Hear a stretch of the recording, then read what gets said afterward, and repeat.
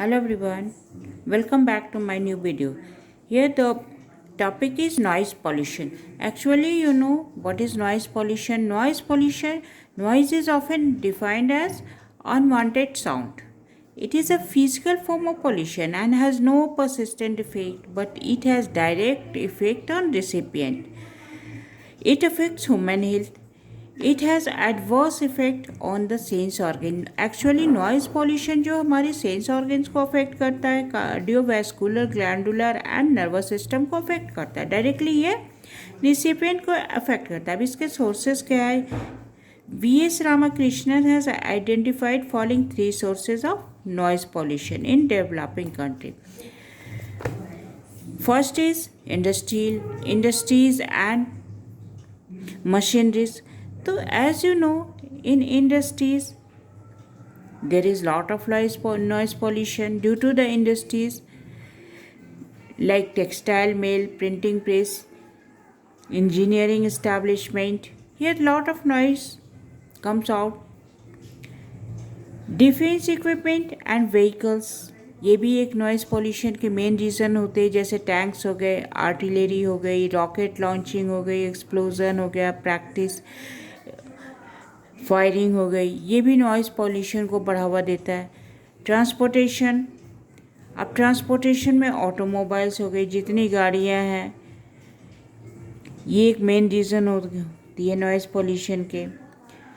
Community activities, entertainment and construction. अब बहुत सारे ऐसे इंटरटेनमेंट के साधन होते हैं जैसे रेडियो, टीवी, ये लाउड स्पीकर, माइक्रोफोन. जब ये बहुत बड़े स्तर पे, सामाजिक स्तर पे कोई कार्यक्रम होता है तो वहाँ भी इन चीज़ों का इस्तेमाल होता है, जैसे लाउड स्पीकर हो रहा है. और ये जो है एक नॉइज़ पोल्यूशन का मेन रीज़न होता है. इसका इफ़ेक्ट क्या होता है? इसका इफ़ेक्ट जो होता है, फिज़िकल इफ़ेक्ट जो होता है नॉइज़ पोल्यूशन को, हियरिंग एबिलिटी. अगर इसका बहुत लॉन्ग एक्सपोजर हो, लॉन्ग टर्म एक्सपोजर हो, तो it can affect our hearing capacity. Now radioactive pollution. Next topic is radioactive pollution. Radioactive pollution क्या होता है? जैसे जैसे प्रोग्रेस हो रहा है हमारे कंट्री में, technical ability of man to use radioactive substances as a source of energy in the form of thermonuclear blast has loaded the atmosphere with radioactive material which can increase the level of radiation. अब जैसे जैसे इस्तेमाल होता है, progress अगर बढ़ रही है तो थर्मोन्यूक्लियर ब्लास्ट हो रहा है. उससे क्या होता है, एटमॉस्फेयर जो है रेडियो एक्टिव मटेरियल से भर जाए.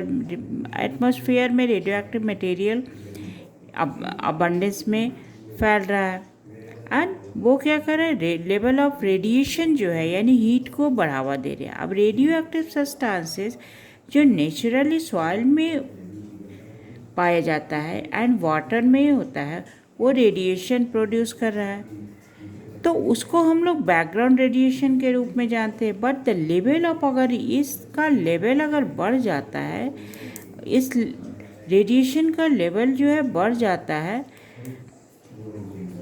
ऑर्गेनिज्म जो है अडेप्टेड टू दैट. तो जैसे बहुत लो या लो हो रहा है चाहे, और तो level of such radiation is low and organism are adapted to that. तो ऑर्गेनिज्म उसके अडेप्टेशन वो एक्सेप्ट कर रहा है. लेकिन जब रेडिएशन ज़्यादा बढ़ जाता है, उसका मेन रीज़न होता है एटॉमिक ब्लास्ट. तो सेवरल हेल्थ हैजार्ड, ये हेल्थ प्रॉब्लम क्रिएट करता है. रेडिएशन जो है क्या करता है कि इलेक्ट्रॉन को रिमूव करता है एटम से और attach to other atom producing positive and negative impact. तो एक एटम से दूसरे एटम के साथ अटैच करके ये पॉजिटिव और निगेटिव पेयर फॉर्म करता है. This radiation are therefore known as, जहाँ निगेटिव और पॉजिटिव फॉर्म आ गया एटम का, इस कंडीशन को हम लोग आयोनाइजिंग रेडिएशन कहते हैं. और इस प्रॉपर्टी के कारण ये जो है, ये due to this property this cause injury of the protoplasm. अब ये सेल में प्रोटोप्लाज्म जो पाए जाते हैं उसमें ये इंजरी उसको डैमेज कर रहा है।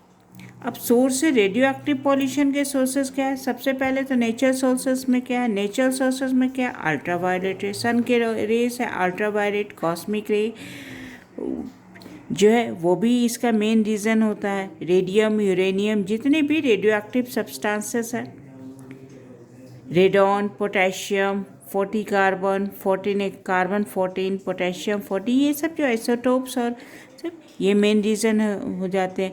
Atomic reactors nowadays radioactive uranium 235, plutonium 239, strontium 90, iodine 131 etc. Are use for producing nuclear. अब इन न्यूक्लियर एनर्जी को प्रोड्यूस करने के लिए ये सब जो सब्सटेंस है, जो एलिमेंट का इस्तेमाल किया जाता है, यूज़ किया जाता है, ये भी रेडियो एक्टिव सब्सटेंसेस है। और जैसे ही न्यूक्लियर रिएक्टर से ये लीक होते हैं, ये पॉल्यूशन क्रिएट करेंगे। Third one is radioactive rays use for medical treatment. अब बहुत सारे आप देखे होंगे मेडिकल ट्रीटमेंट में रेडियो एक्टिव रेज का इस्तेमाल होता है। जैसे अब आप बहुत सारे ऐसे डिजीज़ होते हैं जहाँ रेडियो एक्टिव सब्सटेंसेस यूज़ होता है, जैसे एक्सरे मेथड हो गए, पीईटी हो गई, पेट हो गए, positron emission tomographic scanning, laser treatment भी होता है, सोनोग्राफी होता है, medical devices use for treatment. बहुत सारे इस तरह से मेडिकल डिवाइसेस जिसका डिजीज़ के ट्रीटमेंट में यूज़ होता है। तो ये भी एक तरह से रेडियो एक्टिव रेज का बहुत ही इफ़ेक्ट होता है हमारे बॉडी पे, बहुत ही हार्मफुल इफ़ेक्ट होता है। तो by all this devices some waves are introduced into the body for the treatment, but these waves affect tissue and cells and sometimes cause dreadful disease like cancer. तो इसका तो इस्तेमाल होता है डिजीज़ को रिकॉग्नाइज करने, डायग्नोस करने के लिए, लेकिन कभी कभी इसके हमारे बॉडी पे कुछ वेव्स ही जाते हैं, लेकिन बहुत सारे वेव्स जो है जैसे हमारे अदर टिश्यूज़ एंड सेल्स को डिस्ट्रॉय कर रहे हैं, उन पर हार्मफुल इफेक्ट डाल रहे हैं। और उसका मेन रीज़न जो है वो जैसे कैंसर जैसे एक भयानक बीमारी को प्रोड्यूस कर रहे हैं। Nuclear explosion and test. अब radioactive substances use for nuclear explosion, nuclear test.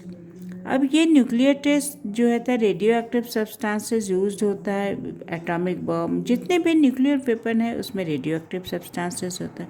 अब ये जो है वेपन जब टेस्ट किए जाते हैं तो radio active dust containing radio isotopes वो हमारे अर्थ पे फॉल करेंगे, और वो आफ्टर एटॉमिक और न्यूक्लियर एक्सप्लोजन ये हमारे अर्थ पे फॉल कर होंगे, और ये जो आइसोटोप्स हो गए आयोनाइजिंग रेडिएशन जो होगा जो एयर को पॉल्यूट करेगा। अब रेडियो एक्टिव पॉल्यूशन का इफ़ेक्ट क्या है? इसका जो है बहुत बड़ा इफ़ेक्ट है। सबसे पहले प्री मैच्योर एज, ये एक्सपेरिमेंटली प्रूव्ड हो गया है, जैसे रेडियो एक्टिव रेडिएशन जो है result in the reduction of reproductive capacity and causing ageing resulting pre mature death. तो ये जो है प्री मैच्योर डेथ का एक मेन रीज़न है। बहुत सारी बीमारियां होती हैं, जैसे कैंसर हो गया, ल्यूकेमिया भी है। रेडियो एक्टिव एलिमेंट जो है WBC को, वाइट ब्लड सेल्स को डैमेज कर दे रहा है, and it leads to the leukemia and bone cancer और ड्रीडेड डिजीज़। बहुत ही खतरनाक बीमारी है, लाइलाज बीमारी है, जिसका अभी तक ये प्रॉपर इलाज नहीं हो पाता है, and at last the patient leads to the death.